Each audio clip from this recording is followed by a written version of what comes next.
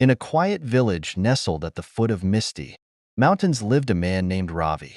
Ravi wasn't rich, not by the standards of the world, but he was rich in one thing: dreams. He dreamed of building a life where his little daughter, Mira, wouldn't go to bed hungry, where her laughter would echo in their small home, without the weight of worry hanging over them. Ravi was a lantern maker. His hands worked tirelessly every day, shaping bamboo and stretching paper, creating small beacons of light for the villagers.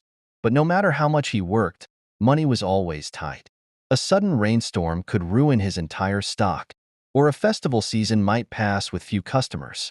Every evening, Ravi and Mira would sit outside their little shack, gazing at the stars. "Papa," Mira would ask, "why are we so poor?" Ravi would smile gently and say, "We're not poor, my dear. We have each other, and we have the stars." Sometimes that's enough, but Ravi's heart ached. He wanted more for her, for them. One fateful morning, as Ravi walked to the market with his lanterns tied neatly in a bundle, he noticed something unusual. A crowd had gathered around a tall man with a booming voice. The man was a merchant from the city, announcing a grand contest.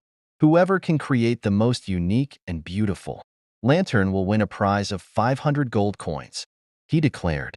Ravi's heart skipped a beat. 500 coins could change their lives forever. That night, as Mira slept, Ravi sat at his small workbench, staring at his tools. He needed something extraordinary, something that no one had ever seen before. He worked through the night, crafting a lantern shaped like a blooming lotus, its petals glowing with delicate, colorful patterns. But there was a problem: he didn't have the special paint needed to make it shine as he envisioned. Ravi didn't have a single coin left to buy it. The next morning, he walked to the village elder, a kind woman who often helped others in need. "Elder, Ravi said, "I need your help. I need some special paint for a lantern I'm making, but I have no money to buy it." The elder looked at him for a long moment and then smiled. "You've always lit our lives with your lanterns, Ravi. Let me help you light your own."